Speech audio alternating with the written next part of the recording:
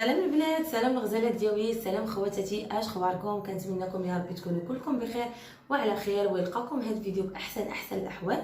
اليوم البنات فيديو جديد على القناه. قبل ما نبداو البنات هذا الفيديو غادي نصليو على نبينا محمد، اللهم صل وبارك على سيدنا محمد وعلى اله واصحابه اجمعين. اليوم البنات فيديو جديد، نهار جديد. اليوم جيت نشارك معكم واحد الناموسيه اللي جابها لي الطابيسي.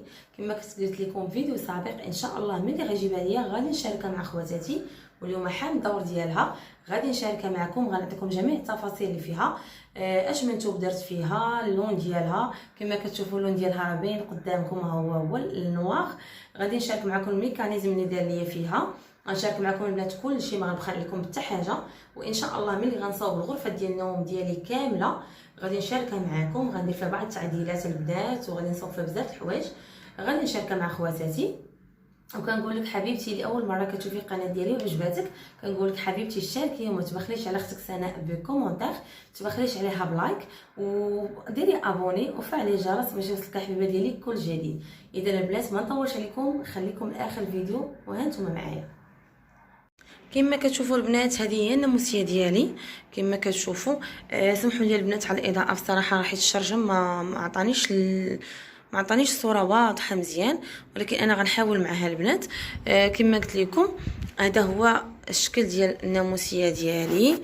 كما كتشوفوا البنات هي راه ميكانيزم، انا غادي ندير ان شاء الله ونحلو لكم من التحت. كما كتشوفوا راه العرض ديالها فيها 140 متر على حسب الماطله ديالي، حيت انا الماطله ديالي فيها 140 متر. وبصراحه الماطله ديالي ما بدلتها ما والو، بقات هي داكشي علاش. كما كتشوفوا البنات انا غادي نقرب ليها باش تبان لكم. وسمحوا لي بصراحه الاضاءه ما عطاتش حق ديال هذه الناموسيه، بصراحه في الواقع كتبان احسن بكثير. كما كتشوفوا البنات انا خدمه لي على هذا الشكل هذا ديال الخطوط. انا عجبني هاد الخطوط البنات، وهاد الخطوط راهم بومبي. كما كتشوفوا البنات راهم بومبي، جا ستيل ديالها زوين. دار لي البنات هاد القناتيات اللي تيكونوا هنا في الجنب، انا بصراحه عجبوني وقلت لي ديرهم ليا، وبصراحه ما خسرش ليا، دارهم ليا. جات البنات زوينه، ستيل ديالها هو هذا.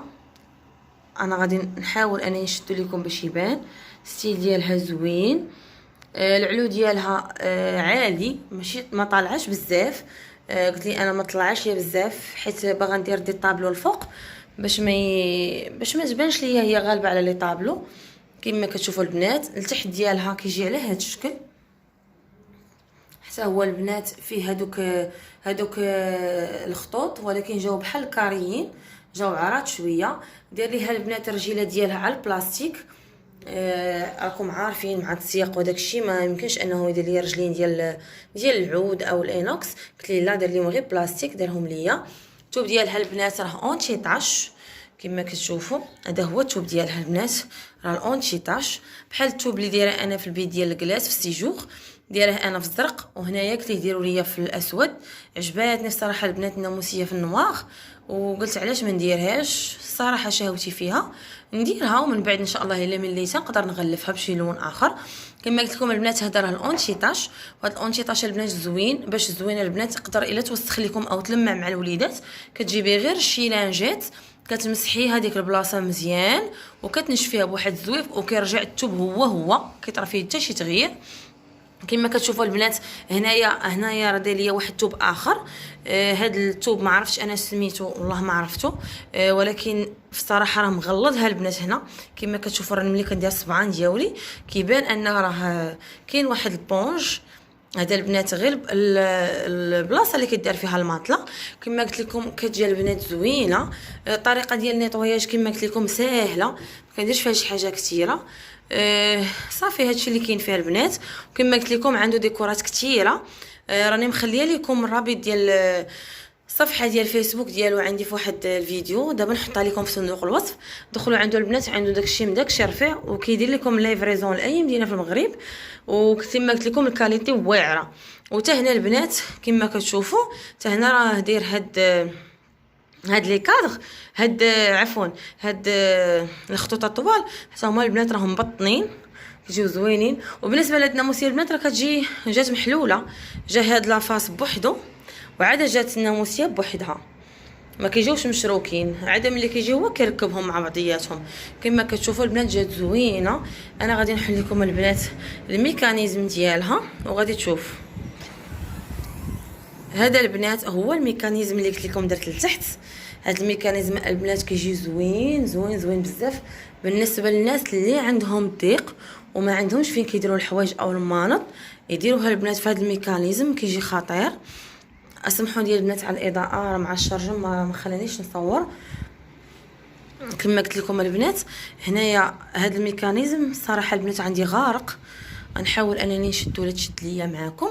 ها انتم البنات راه غارق، راه فيه شي شبر وشي حاجه غارق بزاف البنات.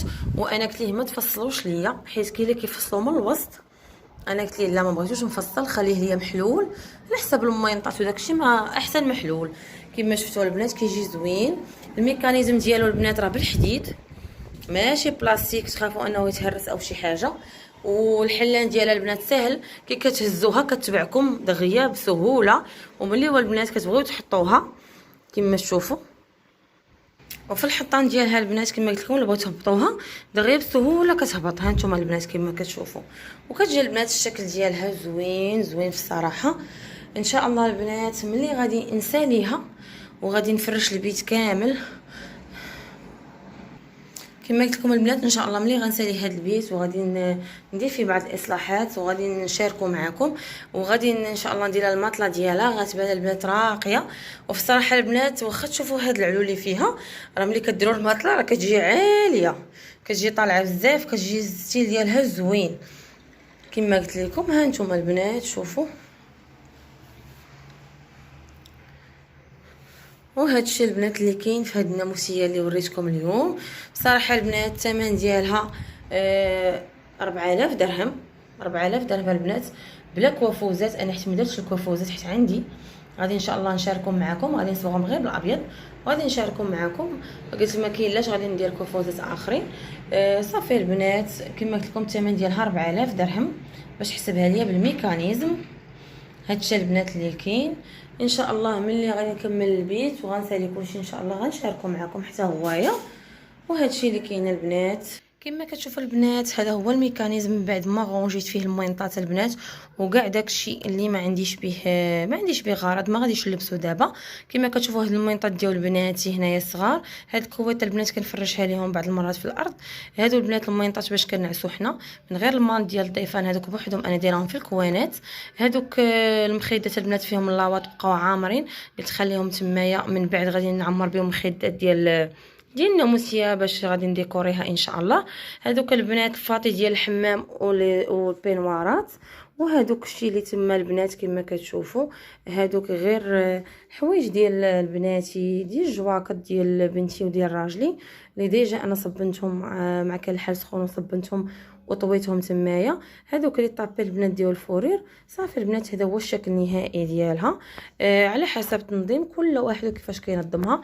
انا بصراحه كندير لها غير بحال هكا كيجيوني ساهلين وكتجمع ليا كميه كبيره. ومازال البنات راه كاين الفراغات من الجناب الا بغيت نزيد شي حاجه نقدر نزيدها. وهذا الشيء اللي كاين البنات. وكنتمنى ان هذا الفيديو يعجبكم وتكونوا استفدتوا ولا بشي حاجه قليله. وها نتوما معايا وبقاو معايا البنات غادي ندوزو نصاوبوا واحد الكغاطان ديال لي بات كيجي البنات زوين ورائع للوليدات وساهل ماهل ما فيش حاجه كثيره. خليكم معايا البنات ما تمشيو فيه لاخر فيديو. هاد الكغاطان البنات غادي نحتاجوا ليه لي بات. هنايا كل واحد على حسب لي بات اللي كيبغي. انا هنا درت البنات غير الفيس ما سلقتوش بزاف باش يبقى واقف شويه. هنا خديت واحد المقيله البنات درت فيها فليفله وبصيله بالالوان. حركتها في شويه ديال الزيت والملحه حتى طاحت. من بعد ما طاحت ليا البنات ضفت ليها هنايا واحد 2 معالق كبار او 3 ديال لاصوص ديال المطيشه. لا عندكم البنات لاصوص ديال الحك، ديروا معلقه كبيره. صافي هنا البنات غادي نضيف ليها الحك ديال الطون بالزيت ديالو. صافي وغادي نبدا نفتت البنات في داك الطون مزيان حتى يتجانس ليا مع هذيك البصله والفلفله ومطيشه. وغادي نضيف ليها البنات التوابل ديالو البنات ساهله. غادي نضيف ليها البنات شويه ديال الملحه، ما غاديش نكتر بزاف حيت راكم عارفين البصله طيحناها بالملح والطون تيكون ديجا مالح. غادي ندير غير شويه ديال الملح البنات، وغادي ناخذ البنات شويه ديال الابزار، وغادي ناخذ البنات شويه ديال الكمون. هذه هي التوابل البنات اللي غادي نحتاجو في هاد لاصوص هادي. صافي كما كتشوفوا غادي نحرك البنات هادشي مزيان حتى كيتجانس ليا، وغادي نبقى نفتت في هذوك الطريفات ديال الطون الا كانوا باقين، وغادي نجانس كلشي البنات مزيان مزيان. وغادي نضيف عليهم البنات لي بات ديالي غير بشويه بشويه باش لي بات تشرب هذيك الاقامه. بالنسبه لهنا البنات هنايا حضرت لاصوص بيشاميل. لاصوص بيشاميل البنات ساهله، راه كاين عندي في القناه اللي بغاتها تكتب لاصوص بيشاميل غادي يطلع ليها، ما كتحتاجش حاجه كثيره. صافي هنا البنات غادي نبدا نضيف المكرونيه بشويه بشويه. كما قلت لكم المكرونيه اختياريه، انا هنا درت الفيس، بامكانكم انكم ديروا واحد لي بات اخرى تيقولوا ليها القادوس، كل واحد ولي بات اللي تيبغي. هنايا البنات المكرونيه انا راني سلقتها بورقه ديال سيدنا موسى، بواحد الوريقه ديال سيدنا موسى سلقتها معاها كما شفتوني راني حيدتها. صافي البنات هنا بقيت نجانس في لي بات ديالي مع هذيك الاقامه حتى شربات ليا كلشي داك الاقامه اللي عندي. صافي هنا البنات غادي ناخذ المول ديال الفران، المول اختياري كل واحد المول ديالو. غادي نضيف ليها البنات شويه ديال البيشاميل من التحت، وغادي نحركو بواحد شويه ديال بمعلقه. صافي البنات هنايا غادي نضيف لي بات ديالي، غادي نضيفها البنات على جوج طبقات. الطبقه الاولى غادي نضيف فيها الفرماج كما شفتوا انا عندي الموتزاريلا، الا كان عندكم فرماج احمر حتى هو كيجي زوين. انايا غناخذ البنات واحد شويه ديال البيشاميل غادي نديرو من فوق هذا الفرماج باش تجيني البنات معلكه من الداخل ما تجينيش ناشفه كما كتشوفوا.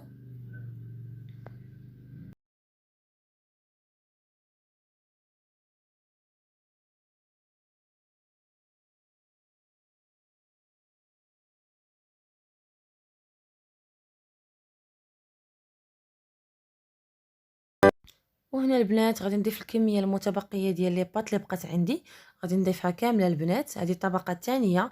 هنايا البنات غادي نضيف ليها البيشاميل اللي بقى ليا، غادي نحاول اني نوزع البيشاميل على لي بات كامله كما كتشوفوا.